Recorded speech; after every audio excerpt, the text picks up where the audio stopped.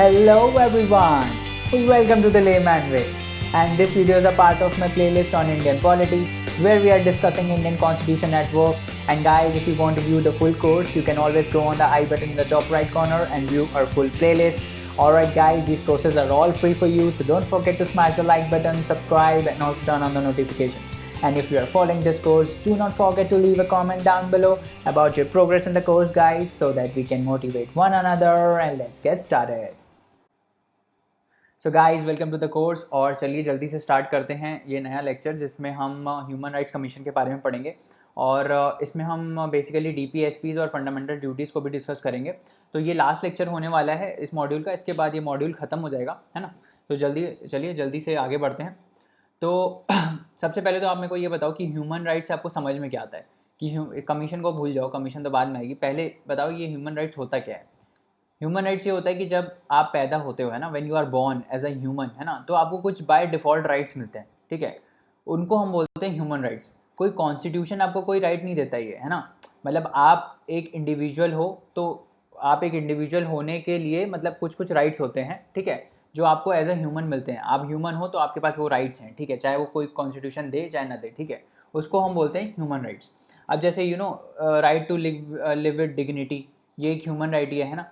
आपको बराबर ट्रीट किया जाए, चाहे आप फीमेल हो चाहे मेल हो, आपको बराबर ट्रीट किया जाना चाहिए, ये एक ह्यूमन राइट है ना। आपके अगेंस्ट कोई एक्सप्लॉयटेशन ना करे, ठीक है, तो वो ह्यूमन राइट है। अगर आपको किसी एक्यूज़ को जेल में डाला है, ठीक है, तो उस जिसको भी जेल में डाला है, प्रिजनर जो है, उसके साथ फेयर ट्रीटमेंट होना चाहिए। ऐसा नहीं है आप उसको एक्सप्लॉइट कर रहे हो और उसको आप रोज़ पीट रहे हो, है ना। This is a violation of human right, है ना, क्योंकि उसके पास ह्यूमन राइट है। He as a human has some rights that are called human rights, ठीक है।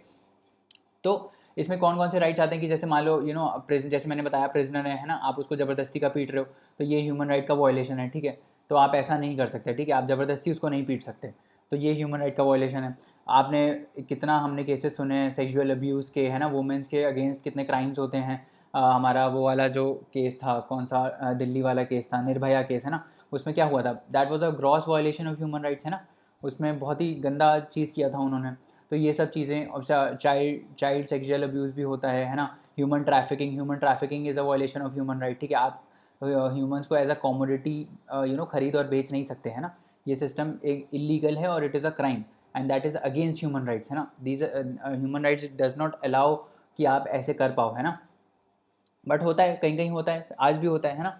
तो all human beings are born free and equal in dignity and rights, ठीक है। तो हर ह्यूमन बींग को कुछ पर्टिकुलर राइट्स मिलते हैं, जो हम कहते हैं जिनको हम बोलते हैं ह्यूमन राइट्स, ठीक है। अब ठीक है, अब हमको ये तो पता है कि भाई एज अ ह्यूमन हमारे पास कुछ राइट्स हैं, ठीक है, उसको हम ह्यूमन राइट्स बोलते हैं। बट अगर ये वॉयलेट हो गए तो क्या होगा।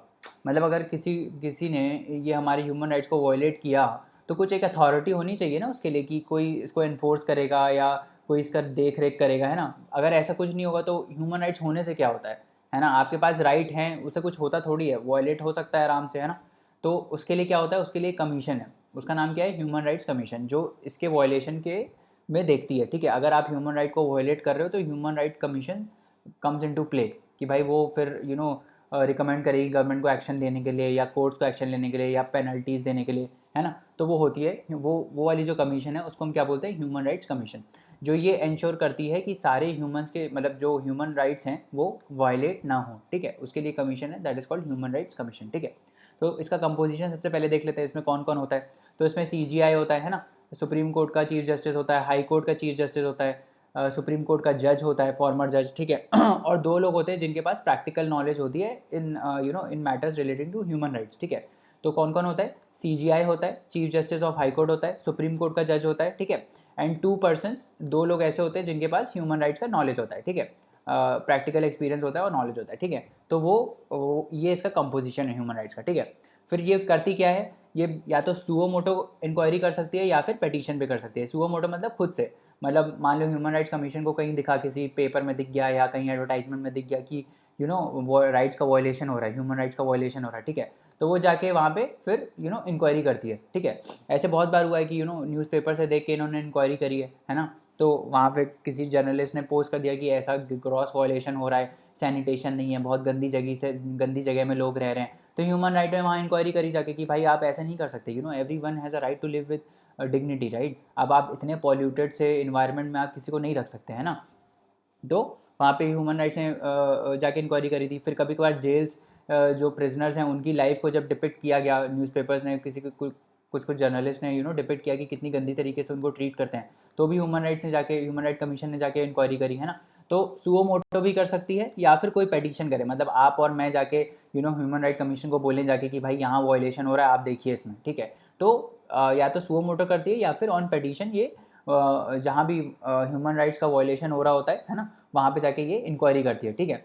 तो इनका क्या काम होता है कि जैसे मान लो visits to jails to study the condition of inmates, ठीक है। जेल जाके जो प्रिजनर्स हैं, जो इनमेट्स हैं, उनकी कंडीशन स्टडी करती है कि उनको अच्छे से रखा जा रहा है कि नहीं, उनको खाना दिया जा रहा है कि नहीं, है ना, उनको गंदी तरीके से ट्रीट तो नहीं किया जा रहा, ये सब देखती है, ठीक है। फिर रिसर्च प्रमोट करती है ह्यूमन राइट्स के फील्ड में, ताकि जो हमारी यंगर जनरेशन है, ठीक है, it could become more sensitive, है ना, they will become more sensitive to the human rights, ताकि आगे आने वाली जनरेशन जो है वो इनका वायलेशन ना करे और ज़्यादा से ज़्यादा अवेयरनेस जनरेट कर पाएँ, और इस फील्ड में बाकी लोग भी आके कंट्रीब्यूट करें, ठीक है। तो उसमें ये रिसर्च करती है, फिर ठीक है। बट इसका ड्रॉबैक क्या है कमीशन का? ड्रॉबैक ये है इस कमीशन का कि ये जो है ना, ये इसके पास पावर ऑफ प्रोसिक्यूशन नहीं है।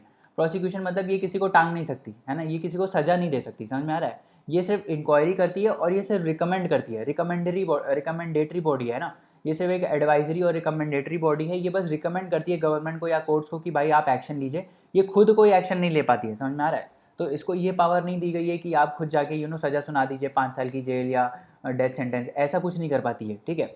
तो ये इसका ड्रॉबैक है कि पावर ऑफ प्रोसिक्यूशन नहीं है इसके पास, ठीक है। It is merely a recommendatory body और recommends to the courts to initiate proceedings based on the inquiry that it conducts. तो जो इंक्वायरी कंडक्ट करती है उसके बिहाफ पे ये डिसाइड करती है कि भाई सज़ा मिलनी चाहिए कि नहीं मिलनी चाहिए, और फिर ये जाके कोर्ट के पास जाती है, कोर्ट या गवर्नमेंट के पास, फिर उनको रिकमेंड करती है कि हाँ ये ग्रॉस वायलेशन है, इसमें सज़ा मिलनी चाहिए। बट अगर उन्होंने नहीं दिया, मान लो गवर्नमेंट ने बोला कि नहीं हम सज़ा नहीं देंगे, तो ह्यूमन राइट कमीशन कुछ कर नहीं पाती, ठीक है। ऑब्वियसली ऐसा नहीं है कि आपने एकदम आर्बिट्रेटली मना कर दिया ह्यूमन राइट्स कमीशन को कि हम कोई एक्शन नहीं लेंगे, बट आपको प्रॉपर उनको जस्टिफिकेशन देना होता है कि क्यों गवर्नमेंट ऐसा एक्शन नहीं ले रही है, ठीक है। तो कुल मिला के बात ये है, इसका ड्रॉबैक ये है कि ये क्या है, ये बस एक रिकमेंडेटरी बॉडी है, ये कोई प्रोसिक्यूशन नहीं करती है ना, ये कोई सज़ा नहीं सुनाती है, समझ में आ रहा है। तो ये है ह्यूमन राइट्स कमीशन, ठीक है। अब आगे बढ़ते हैं, आगे बढ़ के हम देखते हैं directive principles of state policy क्या होता है, ठीक है। तो सबसे बेसिक से स्टार्ट करते हैं, क्योंकि बेसिक कोर्स है तो एकदम बेसिक से ही हम लोग देखते हैं कि डायरेक्टिव प्रिंसिपल्स होते क्या हैं। तो इसमें देखो, ये जब आप पूरा पढ़ रहे हो ना statement directive principles of state policy, तो इसमें जो इंपॉर्टेंट वर्ड्स है ना उनको मार्क कर लो। क्या है पहला वर्ड? डायरेक्टिव, दूसरा क्या है? प्रिंसिपल्स, तीसरा क्या है? स्टेट, और चौथा है पॉलिसी, ठीक है। ये 4 वर्ड्स हैं जिससे हमको इसका डेफिनेशन निकालना है, ठीक है। डायरेक्टिव मतलब क्या होता है? डायरेक्टिव मतलब किसी को डायरेक्शन देना, किसी को राह दिखाना, है ना, किसी को गाइड करना, वही होता है डायरेक्टिव। प्रिंसिपल्स क्या होते हैं? प्रिंसिपल कुछ स्टेटमेंट्स होती हैं, है ना, जिसको लिख के आप उसको गाइड कर सकते हो या डायरेक्शन दिखा सकते हो, है ना। मान लो आपसे कोई रास्ता पूछता है, ठीक है, आपसे कोई रास्ता पूछता है कि यार ये पर्टिकुलर मॉल कहाँ है, ठीक है, आप पेपर में उसको लिख के दे देते हो कि यहाँ से राइट चलो, वहाँ से आगे चलो, फिर लेफ्ट चलो, ठीक है। तो आपने उसको जब पेपर दे दिया तो आपने क्या बोला? आपने उसको एक प्रिंसिपल दिखा दिया, एक डायरेक्टिव प्रिंसिपल दिखा दिया कि आप ऐसे ऐसे फॉलो करोगे तो आप वहाँ पहुँच जाओगे, है ना। तो डायरेक्टिव मतलब समझ में आया, डायरेक्शन देना या गाइडेंस देना या फिर राह दिखाना। प्रिंसिपल्स मतलब सेट ऑफ स्टेटमेंट्स जो इन डायरेक्टिव्स को बताएंगी।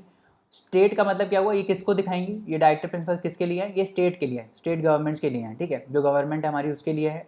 और पॉलिसी का क्या मतलब है कि जो स्टेट गवर्नमेंट पॉलिसी बनाएगी, है ना, उसमें ये इनकॉर्पोरेट होगा, उसमें ये जो डायरेक्शंस जो ये दे रही है directive principle of state policy, वो इसमें इनकॉर्पोरेट होंगे। मतलब जो स्टेट गवर्नमेंट पॉलिसी बनाएगी, ठीक है, जो भी स्टेट गवर्नमेंट पॉलिसी बनाएगी वो इस डायरेक्शंस को देख के बनाएगी, ठीक है, कि ये डायरेक्शंस हैं, यहाँ हमें सोसाइटी को पहुँचाना है, तो हमारी जो पॉलिसी होनी चाहिए वो इन्हीं डायरेक्टिव्स के हिसाब से होनी चाहिए। समझ में आ गया क्या मतलब हुआ? डायरेक्टिव मतलब डायरेक्शंस या गाइडेंस, ठीक है। प्रिंसिपल्स मतलब कुछ सेट ऑफ स्टेटमेंट्स जो आपको ये डायरेक्शंस बताएंगे, ठीक है। स्टेट मतलब कि जो स्टेट गवर्नमेंट है, ठीक है, वो हो गया स्टेट। और पॉलिसी मतलब जो स्टेट गवर्नमेंट पॉलिसी बनाएगी वेलफेयर ऑफ पीपल के लिए, या फिर कोई भी पॉलिसी जब बनाती है तो वो इन प्रिंसिपल्स को ध्यान में रख के बनाती है। क्योंकि ये डायरेक्टिव प्रिंसिपल्स क्या हैं? ये एक डायरेक्शन देते हैं कि आपको सोसाइटी को कैसा बनाना है, ठीक है। ये these are the guiding principles for the state कि आप सोसाइटी को आपको फाइनली ऐसा बनाना है। तो आप अगर कोई सोसाइटी के लिए पॉलिसी बना रहे हो तो इन डायरेक्शंस को ध्यान में रख के बनाना, ठीक है, that is called directive principles of state policy, ठीक है, समझ में आ गया। तो ये मतलब है सर्टेन पॉलिसी डायरेक्शंस। अब ये हिस्ट्री दी हुई है कि भाई इक्वालिटी इंश्योर करने के लिए सोसाइटी में और वेलबींग से इंश्योर करने के लिए कुछ कुछ डायरेक्शंस होने चाहिए, है ना, कुछ कुछ गाइडिंग प्रिंसिपल्स होने चाहिए स्टेट के लिए, तभी तो वो इंश्योर कर पाएगा। उसको पता ही नहीं होगा कि भाई इक्वालिटी और वेलबींग कैसे इंश्योर करना है, क्या दिमाग में रख के इंश्योर करना है, तो वो तो कुछ भी आर्बिट्ररी लॉ बना देगा ना। वो अपने हिसाब से सोचेगा कि भाई ये मेरे हिसाब से इससे इक्वालिटी इंश्योर होगी और इससे वेलबींग इंश्योर होगा, तो मैं ये पॉलिसी इसी हिसाब से बनाऊंगा। बट ऐसा नहीं है ना, कुछ प्रिंसिपल्स हैं, कुछ स्टैंडर्ड प्रिंसिपल हैं जिसको दिमाग में रख के, है ना, वो स्टेट पॉलिसी बनाएगा, ठीक है। दूसरा क्या है कि इसका ड्रॉबैक क्या है, दीज आर नॉन एनफोर्सेबल, ठीक है, एंड नॉन जस्टिसिएबल। क्या मतलब है नॉन एनफोर्सेबल का, जैसे हमने पढ़ा था ना कि fundamental rights are enforceable. Enforceable मतलब कि अगर फंडामेंटल राइट्स का वायलेशन होता है ना, अगर फंडामेंटल राइट्स वायलेट होते हैं तो आप कोर्ट के पास जा सकते हो, आप कोर्ट के पास जा सकते हो कि आप कोर्ट के पास जाके ये बोल सकते हो कि मेरा राइट वायलेट हुआ है, आप स्टेट को डायरेक्शन दीजिए, आप स्टेट को बोलिए कि वो मेरा राइट मेरे को वापस करें, ठीक है। बट अगर डीपीएसपी में ऐसा हुआ, मान लो कोई स्टेट जो है वो डीपीएसपी को वायलेट कर रहा है, उसने कोई ऐसी पॉलिसी बनाई जिसमें जो डीपीएसपी हैं वो इनकॉर्पोरेट नहीं है या डीपीएसपी के अगेंस्ट जा रहा है, ठीक है, तो आप कोर्ट के पास नहीं जा सकते ये बोल के कि भाई इसने डीपीएसपी को वायलेट किया है ना, इसको इन्होंने जो स्टेट ने पॉलिसी बनाई है वो डीपीएसपी को दिमाग में रख के नहीं बनाई है, तो आप इसको रिवर्स करिए, है ना, आप इसको अनकॉन्स्टिट्यूशनल डिक्लेयर करिए। तो ऐसा नहीं होता है, ठीक है, आप कोर्ट के पास नहीं जा सकते। कुल मिला के एनफोर्सेबिलिटी का मतलब ये होता है अगर कोई चीज़ एनफोर्सेबल होती है तो इसका मतलब कोर्ट उसकी रिस्पॉन्सिबिलिटी लेता है, मतलब आप कोर्ट के पास जा सकते हो और कोर्ट फिर डायरेक्शन देता है कि हाँ ये एनफोर्सेबल है, आप इसको एनफोर्स करिए। नॉन एनफोर्सेबल का क्या मतलब होता है, आप कोर्ट के पास नहीं जा सकते उसका कंप्लेन करने, ठीक है, आप कोर्ट के पास नहीं जा सकते, दैट इज नॉन एनफोर्सेबल। और and the same is non justiciable, आप उसको जस्टिफाई नहीं कर सकते, ठीक है, ये हो गया। ये बेसिकली क्या है, डीपीएसपी क्या है, ये कोई मतलब ये कोई ऐसे इनकॉर्पोरेशन वाली चीज़ नहीं है कि ज़रूरी नहीं है कि स्टेट को ये स्टेट को आपको जस्टिफाई करना है कि हम इसको क्यों इनकॉर्पोरेट करें या क्यों नहीं इनकॉर्पोरेट करें, ठीक है, स्टेट के ऊपर कोई रिस्पॉन्सिबिलिटी नहीं है इसका। ये सिर्फ एक मॉरल चीज़ है, समझ में आ रहा है, ये एक मॉरल चीज़ है गवर्नमेंट के लिए कि आप इसको दिमाग में रखिए तो अच्छा है। मतलब आपको अगर अगर वेलफेयर इंश्योर करना है सोसाइटी का और वेलबींग सिटीजन्स का देखना है तो आप मॉरली इस चीज़ को लीजिए, ठीक है। कुछ कुछ मॉरल वैल्यूज़ होती है ना हमारी भी, जैसे अपने एल्डर्स की रिस्पेक्ट करो, ये सब मॉरल वैल्यूज़ होती है हमारे लिए। अगर आप नहीं रिस्पेक्ट करोगे तो ऐसा थोड़ी कि आपको जेल भेज देंगे, ऐसा नहीं है। बट दीज आर मॉरल्स जो आपको जनरली एज अ नॉर्मल अच्छे अगर आप ह्यूमन बींग हो तो आपको वो फॉलो करने चाहिए, राइट। तो ऐसे ही कोई अगर अच्छी स्टेट गवर्नमेंट है तो उनको ये मॉरल्स जो है वो फॉलो करने चाहिए जब अपनी पॉलिसी वो बना रही है। नहीं बनाएंगी, अगर नहीं फॉलो करेंगे तो ऐसा नहीं है कि आप कोर्ट में चले जाओगे और स्टेट गवर्नमेंट गिर जाएगी, ऐसा कुछ भी नहीं है, ठीक है। तो उनको कोई जस्टिफाई करने की ज़रूरत नहीं है इस चीज़ को कि हम इनकॉर्पोरेट करें कि नहीं करें, समझ में आ रहा है। But these are it has a moral force not a legal force, इसमें कोई लीगल फोर्स नहीं है, ये सिर्फ एक मॉरल फोर्स है, ठीक है। These are direction to the government, ये मैंने आपको बता ही दिया, these are direction to the government. अब ये जो तीन आगे पॉइंट्स आने वाले हैं ये बहुत इंपॉर्टेंट है, ठीक है, क्योंकि इससे डायरेक्ट क्वेश्चन बन जाता है। डीपीएसपी जो जो डायरेक्टिव प्रिंसिपल्स हैं ये तीन चीज़ों पे फोकस करते हैं, ठीक है। These they list basically three things. पहला क्या है, these are the goals and the objectives that we as a society should adopt, ठीक है। सोसाइटी में क्या गोल्स एंड ऑब्जेक्टिव्स होने चाहिए, फाइनली सोसाइटी कैसी होनी चाहिए, ठीक है, सोसाइटी का ब्रॉडर विजन क्या होता है या गोल्स क्या है सोसाइटी के, वो ये बताता है, ठीक है। तो जैसे डायरेक्टिव प्रिंसिपल्स में हमारा है कि हम equal pay for equal work देंगे, हम लड़का और लड़की में डिस्क्रिमिनेट नहीं करेंगे कि भाई लड़की है तो उसको कम वेज देंगे और लड़का है उसको ज़्यादा वेज देंगे, तो ऐसा हम डिस्क्रिमिनेशन नहीं करेंगे, ठीक है। Equal pay for equal work देंगे, ठीक है। तो वो क्या है, ये गोल है सोसाइटी का कि every society should adopt this कि भाई हाँ हम equal pay for equal work देंगे। अभी क्या हर जगह होता है, हर जगह ऐसा नहीं होता है, लड़कियों को जनरली क्या होता है कम वेज मिलती है, राइट। तो इसको हमको हटाना है, ठीक है। हमारा ब्रॉडर एम क्या है सोसाइटी में कि ऐसा होना चाहिए, राइट। तो दीज आर सच प्रिंसिपल्स। सबको हम लाइवलीहुड इंश्योर करेंगे, ठीक है, कि सबको एम्प्लॉयमेंट मिले, सब अच्छे से रह पाएँ, ठीक है। तो ये क्या है, ये ब्रॉडर गोल्स एंड ऑब्जेक्टिव्स है ना एज अ सोसाइटी के। अभी एट प्रेजेंट ये सारा अचीव नहीं हो पाया, बट हमारा ये विजन है कि हम ये अचीव करेंगे, करेक्ट। तो ये हो गया। दूसरा क्या है, these are the certain rights that individuals should enjoy apart from fundamental rights, ठीक है। तो कुछ कुछ फंडामेंटल राइट्स तो हमको दिए गए हैं जो लीगली एनफोर्सेबल हैं, ठीक है। बट कुछ कुछ डीपीएसपीज में भी ऐसी चीज़ें हैं जो that gives us right that we enjoy as a apart from fundamental rights. Fundamental rights के अलावा अभी हमारे पास कुछ राइट्स हैं जो डीपीएसपीज हमको देते हैं, ऑल्दो वो लीगली एनफोर्सेबल नहीं है, ठीक है। अब जैसे ये है कि लाइवलीहुड वाला मैं अगर पॉइंट उठाऊँ कि state has a state should provide adequate livelihood to all the people, ठीक है। तो हर किसी को एम्प्लॉयमेंट मिलना चाहिए, ये हमारा राइट है कि हमको ये एम्प्लॉयमेंट मिलना चाहिए, ठीक है, ताकि हम अपना स्टैंडर्ड ऑफ लिविंग बढ़ा पाएँ, ठीक है। तो these also reflect some certain rights that individuals should enjoy apart from fundamental rights. तो फंडामेंटल राइट्स के अलावा कुछ कुछ राइट्स हैं जो DPSP हमको देते हैं, ठीक है। ऑल्दो ये लीगली एनफोर्सेबल नहीं है, अगर ये आपके वॉयलेट हुए तो आप किस कोर्ट के पास नहीं जा सकते, ठीक है। ये बेसिक है। थर्ड क्या है, these are certain policies that government should adopt, ठीक है। जैसे ये मैंने बताया, सर्टेन डायरेक्शन है, सर्टेन प्रिंसिपल्स हैं, जब स्टेट गवर्नमेंट पॉलिसीज़ बना रहा होता है तो इनको दिमाग में रख के उसको बनाना रहता है, ठीक है। तो these are certain policies that the government should adopt, ठीक है। जनरली जैसे इक्वल लाइवलीहुड इंश्योर करना है, ठीक है, एल्कोहल को बैन करना है ताकि समाज में पीस बना रहे, है ना। पंचायत को क्रिएट करना है ताकि हम इनको एम्पावर कर पाएँ, रूरल एरियाज़ को एम्पावर कर पाएँ, ग्राउंड लेवल डेमोक्रेसी को इंश्योर करना है, सबका हेल्थ इंश्योर करना है ना, वेलबींग इंश्योर करना है। तो ये सब क्या है, ये सब सर्टेन पॉलिसीज़ हैं जो गवर्नमेंट को अडॉप्ट करनी चाहिए, राइट। तो ये 3 चीज़ें आपको एकदम दिमाग में रहनी चाहिए कि DPSP क्या लिस्ट करता है। पहला, the goals and objectives that we as a society should adopt. दूसरा, certain rights that individual should enjoy apart from fundamental rights, ठीक है। थर्ड क्या है, certain policies that the government should adopt, है ना, वाइल मेकिंग देयर पॉलिसीज, ठीक है। तो जैसे कुछ कुछ डायरेक्टिव प्रिंसिपल्स की हम बात कर लेते हैं आगे कि क्या कौन कौन से हैं डायरेक्टिव प्रिंसिपल्स। तो बेसिकली अगर आप देखोगे ना तो 3 पार्ट में डिवाइडेड रहता है। एक होते हैं सोशलिस्ट प्रिंसिपल्स, ठीक है, जो सोशलिस्ट कंट्रीज जो सोशलिज्म को एनफोर्स करते हैं। दूसरे हैं गांधीयन प्रिंसिपल्स, जो गांधी जी को लगा था कि कौन सी मतलब कैसी सोसाइटी होनी चाहिए, तो गांधी जी ने कुछ प्रिंसिपल्स दिए थे कि ऐसी सोसाइटी होनी चाहिए। और फिर एक लिबरल प्रिंसिपल्स हैं, ठीक है, एक लिबरल प्रिंसिपल्स हैं। तो वो हम डिस्कस करेंगे, ठीक है। ऑल्दो इसमें हम एक एक राइट पे ड्रिल डाउन नहीं करेंगे, हम normally on a broader perspective discuss करेंगे क्या क्या बेसिकली हैं उसमें ना directive principles of state policy. तो जैसे एक प्रिंसिपल ये है कि हम लिक्वर को बैन करेंगे, कि भाई जो इंटॉक्सिकेटिंग ड्रिंक्स हैं और ड्रग्स हैं, ठीक है, जो हमारी हेल्थ को इफेक्ट करती हैं, जैसे एल्कोहल हो गया, एल्कोहल हमारी बॉडी को गंदा इफेक्ट करता है, ठीक है, तो उसको हम अबैंडन कर देंगे, ठीक है। हम राइट टू एजुकेशन देंगे सबको, राइट टू एजुकेशन, जैसे मैंने बोला था ना कि कुछ कुछ राइट्स हैं जो you enjoy apart from fundamental rights, तो उसमें ये आ गया, है ना। अब इसमें क्या होता है कि देखो, अब जो फंडामेंटल राइट में राइट टू एजुकेशन है ना 21A में, ठीक है, तो 21A किसके बारे में बात करता है कि हम 6 टू 14 ईयर्स तक सबके पास राइट है कि 6 टू 14 ईयर्स में सबको क्या मिलना चाहिए, सबको एजुकेशन मिलना चाहिए, ठीक है। बट इसमें क्या है, इस वाले में ये 6 टू 14 वाला तो है ही, ठीक है, बट 0 टू 6 ईयर्स वाले भी इसमें आते हैं, ठीक है। तो इसमें क्या है, जो DPSP में ये राइट टू एजुकेशन दिया गया ना, उसमें ये बोला गया कि आप 0 से 6 ईयर्स तक आपकी स्टेट की रिस्पॉन्सिबिलिटी है कि वो बच्चों को एजुकेशन प्रोवाइड करे। तो ये ध्यान रखना कि ये जो 0 टू 6 ईयर वाला है, 0 टू 6 ईयर वाला जो एजुकेशन का राइट है वो DPSP में है, ठीक है। जो 6 टू 14 ईयर्स का है, ठीक है, 6 टू 14 ईयर्स जो कंपलसरी एजुकेशन है वो है राइट टू एजुकेशन में, ठीक है, जो 21A में आता है, ठीक है, जो 21A में आता है, it is a part of fundamental right, ठीक है। और ये 0 टू 6 वाला जो प्रोविजन है वो किस में, वो DPSP में, ठीक है। तो ये भी एक राइट है आपका कि भाई 0 टू 6 ईयर्स हमको एजुकेशन मिलना चाहिए। बट अगर ये राइट वॉयलेट हुआ, मान लो कोई माँ बाप अपने बच्चे को 6 साल तक स्कूल में नहीं डालते हैं, तो आप कंप्लेन नहीं कर सकते उसके लिए कोर्ट में जाके कि भाई इन्होंने अपने बच्चे को एजुकेशन प्रोवाइड नहीं करी। बट अगर 6 टू 14 ईयर्स में भी वो स्कूल में नहीं डालते हैं, then you can go to the court and saying that कि ये तो उस बच्चे का आर्टिकल 21A का वॉयलेशन है कि भाई उसको एजुकेशन नहीं मिल रही है। तो स्टेट विल इंश्योर कि उनको एजुकेशन मिले। समझ में आ रहा है, डिफरेंस समझ में आया। तो राइट तो दोनों है, ठीक है, राइट दोनों है, बट एक एनफोर्सेबल है, एक एनफोर्सेबल नहीं है, ठीक है। तो एक ये हो गया।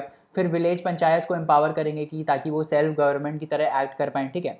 वेलबींग इंश्योर करेंगे, हम ये इंश्योर करेंगे कि भाई किसी के साथ ज़बरदस्ती का डिस्क्रिमिनेशन नहीं हो रहा है ना, और सबकी हेल्थ और वेलबींग को हम इंश्योर करेंगे। और क्या क्या है और देख लेते हैं।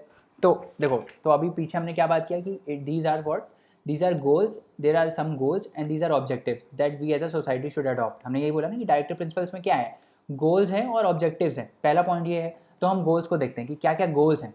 तो गोल्स में क्या क्या है कि वेलफेयर ऑफ पीपल इंश्योर करना है, social economic and political justice ensure करना है, ठीक है। आर्टिकल 38 में ये दिया हुआ है ना, 36 जब इनिशियली स्टार्ट होता है, जब इनिशियली DPSP स्टार्ट होता है आर्टिकल 38 से, तो उसमें यही लिखा हुआ है कि वेलफेयर ऑफ पीपल को हम इंश्योर करेंगे, social economic political justice ensure करेंगे, ठीक है, ताकि इनइक्वालिटी ना हो, इनकम में, स्टेटस में, फैसिलिटी में, इन सब में इनइक्वालिटी ना हो, है ना, ये सब हम इंश्योर करेंगे। तो ये पहला गोल हो गया कि वेलफेयर ऑफ द पीपल हमको इंश्योर करना है। तो इसमें ना एक स्टेटमेंट ऐसा आ जाता है कि DPSP ensures welfare of the state और पुलिस स्टेट, तो उसमें आंसर क्या हो जाएगा कि वो welfare of the state ensure करता है, ठीक है। साफ साफ दिखा हुआ है कि गोल क्या है डीपीएसपी का, कि वेलफेयर हमको इंश्योर करना है, it is not for making a police state, ठीक है। तो ये गलत हो जाएगा, ठीक है। तो it is for welfare of the state, है ना।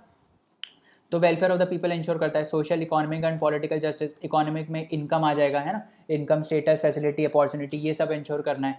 फिर क्या है कि हम स्टैंडर्ड ऑफ लिविंग को रेज करेंगे, जैसे हमने बात किया था, एक सब में सबके सब सारे लोगों में जो रिसोर्सेज हैं वो बराबर डिस्ट्रीब्यूट होंगे, उसमें हम ये नहीं देखेंगे कि यार ये रिच है और ये पुअर है, ठीक है। तो हम इंश्योर करेंगे कि सोसाइटी में जितने भी लोग हैं उनके पास रिसोर्सेज बराबर हैं, ठीक है, ताकि वो अपने आप को डेवलप कर सकें, ठीक है। और स्टैंडर्ड ऑफ लिविंग को रेज करेंगे। फिर हम क्या करेंगे, प्रमोशन ऑफ इंटरनेशनल पीस करेंगे, हम इंटरनेशनल पीस को इंश्योर करेंगे कि भाई जो वॉर्स वगैरह हैं वो ना हो जनरली, है ना, तो हम ये इंश्योर करेंगे। उसके बाद पॉलिसीज़ क्या क्या हैं, पॉलिसीज़ में क्या क्या आता है, डायरेक्टिव प्रिंसिपल्स की जो पॉलिसीज़ हैं उसमें हम ये है कि हम यूनिफॉर्म सिविल कोड इंश्योर करेंगे। क्या होता है uniform civil code? Uniform civil code ये होता है, जैसे नाम से सजेस्ट आ रहा है कि यूनिफॉर्म है, यूनिफॉर्म मतलब सारे इंडिया में जितने भी रिलीजन्स हैं सब पे ये बराबर लगेगा। ऐसा नहीं है कि मुस्लिम के राइट्स अलग हैं, हिंदूज़ के राइट्स अलग है ना। तो एक कॉमन कोड होगा जिसको हर रिलीजन फॉलो करेगा, ठीक है, जिसको हर रिलीजन फॉलो करेगा उसको हम बोलते हैं यूनिफॉर्म सिविल कोड। सारे रिलीजन्स में same set of rules applicable होंगे, समझ में आ रहा है, सेम लॉज एप्लीकेबल होंगे, that is uniform civil code, ठीक है। तो ये हम इंश्योर करेंगे ताकि हारमोनी पे सब लोग रह पाएँ, ठीक है। कंजम्पशन ऑफ लिक्वियर, अल्कोहल, लिक्वियर और वो सब जो मैंने पीछे बात किया था कि इंटॉक्सिकेटिंग ड्रिंक्स जो हैं, है ना, जो हमारी हेल्थ को हार्म करते हैं उनको हम बैन करेंगे, ठीक है। प्रमोशन ऑफ कॉटेज इंडस्ट्रीज़ करेंगे, कॉटेज इंडस्ट्रीज जो ये छोटे स्केल पे होती है ना, जो घर पे ही आप सेटअप कर लेते हो, उनको हम प्रमोट करेंगे ताकि लाइवलीहुड इंश्योर हो पाए, ये भी एक मीन्स ऑफ लाइवलीहुड है ना, तो ये हम इंश्योर करेंगे। फिर हम क्या करेंगे, जो काऊ का स्लॉटर होता है, जो होता है ना काऊ के स्लॉटर वाले जो होते हैं जहाँ बीफ वगैरह मिलता है, तो उनको हम प्रिवेंट करेंगे। ये गांधीयन प्रिंसिपल है ना, गांधी जी ने बोला था गाय हमारी माता है ना, तो उनको हमको नहीं मारना है ना। तो हम ये करेंगे, prevention of slaughter of useful cattle. फिर हम विलेज पंचायत को प्रमोट करेंगे, जो हमने पीछे देखा कि पंचायत को प्रमोट करेंगे और सेल्फ गवर्नमेंट इंश्योर करेंगे, ठीक है।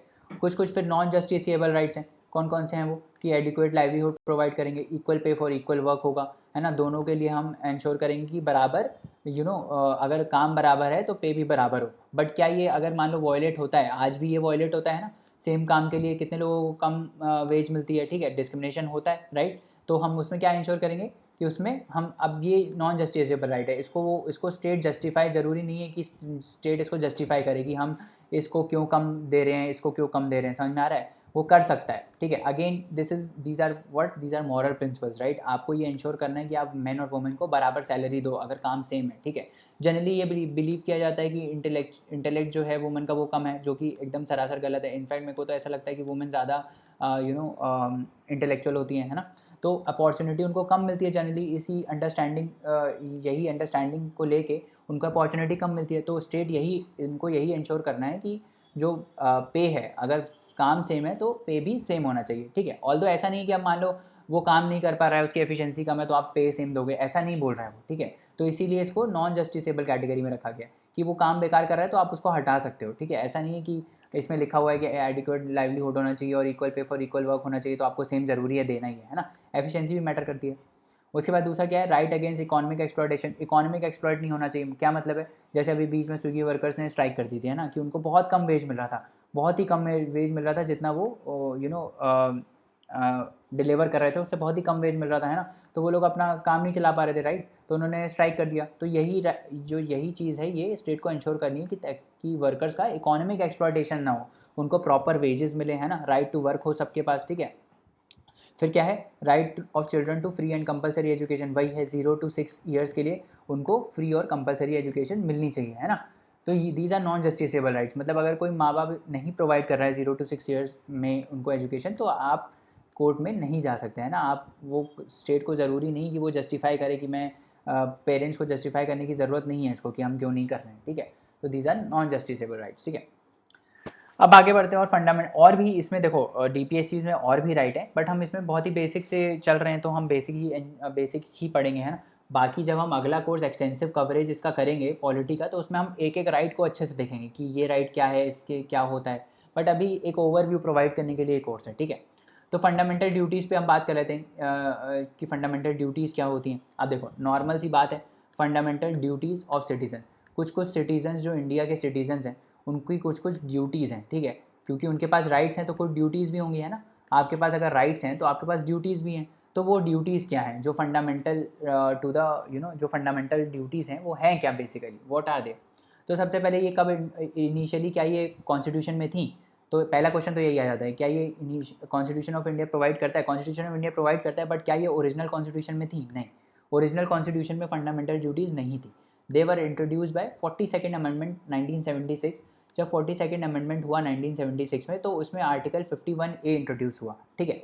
आपको पता है आर्टिकल 51 तक क्या है, आर्टिकल 51 तक DPSP है, ठीक है। फिर 51A एक इंसर्ट हुआ जिसमें पार्ट 4A को इंसर्ट किया गया, ठीक है। उसमें हमने इंक्लूड किया फंडामेंटल ड्यूटीज़ को, क्योंकि तब ये बिलीव किया गया कि भाई अगर आपके पास राइट्स हैं तो आपके पास कुछ ड्यूटीज़ भी होनी चाहिए, सिर्फ ऐसे आप आर्बिट्ररी राइट्स एंजॉय नहीं कर सकते, ठीक है। Again these are what, these are non enforceable. अगर आप ये फॉलो नहीं करते हो, ठीक है, अगर आप ये फॉलो नहीं करते हो तो कोई कोर्ट में जाके आपकी कंप्लेन नहीं कर सकता, ठीक है। तो कोर्ट में जाके आपकी कोई कंप्लेन नहीं कर सकता और कोर्ट आपको पनिश नहीं कर सकता उसके लिए, ठीक है। तो ये ध्यान रखना कि दीज आर नॉन एनफोर्सेबल। और इनिशियली जो थी वो इनिशियली जब 42nd अमेंडमेंट हुआ तो 10 ड्यूटीज़ थी, ठीक है। बाद में एक ड्यूटी और ऐड हुई, तो टोटल अभी जो ड्यूटीज़ हैं fundamental duties those are 11 duties. और ये जो एक ड्यूटी बाद में ऐड हुई वो वाली कौन सी थी, वो वाली एजुकेशन वाली ड्यूटी थी, ये वाली 11th ड्यूटी वॉज कि आपको 6 से 14 साल में आपको एजुकेशन बच्चे को प्रोवाइड करनी है, that is your duty and that is also your right as well. वो इंसान का जो बच्चा है उसका राइट है कि उसको 6 से 14 तक एजुकेशन मिले। और 6 से 14 साल में एजुकेशन प्रोवाइड करने की ड्यूटी किसके पास है, ड्यूटी उनके पेरेंट्स के पास है।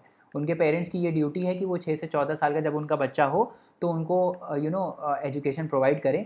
और उस बच्चे के पास एक फंडामेंटल राइट है ये बोलते हुए कि मेरे को एजुकेशन मिलनी चाहिए अगर मैं इस एज में हूँ, अगर नहीं मिली तो वो चल जा सकता है कोर्ट में और अपने पेरेंट्स के खिलाफ कंप्लेन कर सकता है, ठीक है। तो कोर्ट फिर पेनल्टी लगाएगा उनके ऊपर और बोलेगा कि आप एजुकेशन प्रोवाइड करिए, ठीक है। तो ये ड्यूटी 86th अमेंडमेंट में इंक्लूड हुई थी, ठीक है।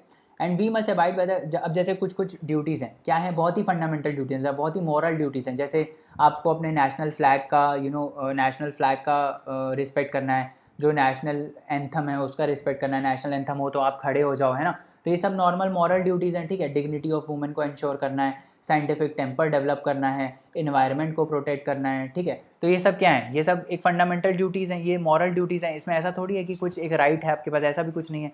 और ऐसा भी नहीं है कि अगर आप नेशनल फ्लैग को नेशनल फ्लैग को अगर आप क्या बोलते हैं फॉलो नहीं करोगे, अगर रिस्पेक्ट नहीं करोगे तो आपको कोई कंप्लेन कर देगा, ऐसा भी कुछ नहीं है ना। These are very moral duties. और क्या क्या इसमें हो सकता है कि भाई आप एक्सीलेंस की तरफ एक्सीलेंस की तरफ अपना जो है एटीट्यूड वो एक्सीलेंस की तरफ बनाओ, है ना। अपनी अगर आपकी कंट्री आपकी मदद चाहती है डिफेंड करने के लिए तो आप अपनी कंट्री को डिफेंड करो, सोवरेनिटी उसकी इंश्योर करो, है ना। तो यही सब है, जो नेशनल मूवमेंट के आइडियल्स हैं उसको चेरिश करो, है ना। और जैसे वो मैंने बोला था कि भारत, जैसे पीछे क्वेश्चन था ना, पीछे हमने एक इमेज देखा था ना फंडामेंटल राइट्स में कि भारत तेरे टुकड़े होंगे इंशाल्लाह इंशाल्लाह। तो ये सब क्या है, ये सब फंडामेंटल ड्यूटीज़ का भी वायलेशन है। आपकी ये ड्यूटी है ही नहीं, आपकी ड्यूटी है कि आप रिस्पेक्ट करो आइडियल्स को, ना कि उसको डिग्रेड करो। समझ में आ रहा है। तो ये सब क्या है, ये सब हमारी फंडामेंटल ड्यूटीज़ हैं, ठीक है। बेसिक्स देख लिया हमने। अब देखते हैं कि जो फंडामेंटल राइट्स हैं और जो डायरेक्टिव प्रिंसिपल्स हैं उनके बीच में रिलेशन क्या है, ठीक है। ये भी बहुत इंपॉर्टेंट है क्योंकि इसके ऊपर काफ़ी जजमेंट्स आए हैं और क्वेश्चन पूछे भी जाते हैं। तो फंडामेंटल राइट्स और DPS जो डायरेक्टिव प्रिंसिपल्स हैं उसमें डिफरेंस क्या है और उसमें रिलेशनशिप क्या है। तो पहली बात तो ये फंडामेंटल राइट्स किसको मिलते हैं, ये सिटीजन्स को मिलते हैं। तो these are what, these are individual rights, rights of the individuals, आपके और मेरे राइट है ना।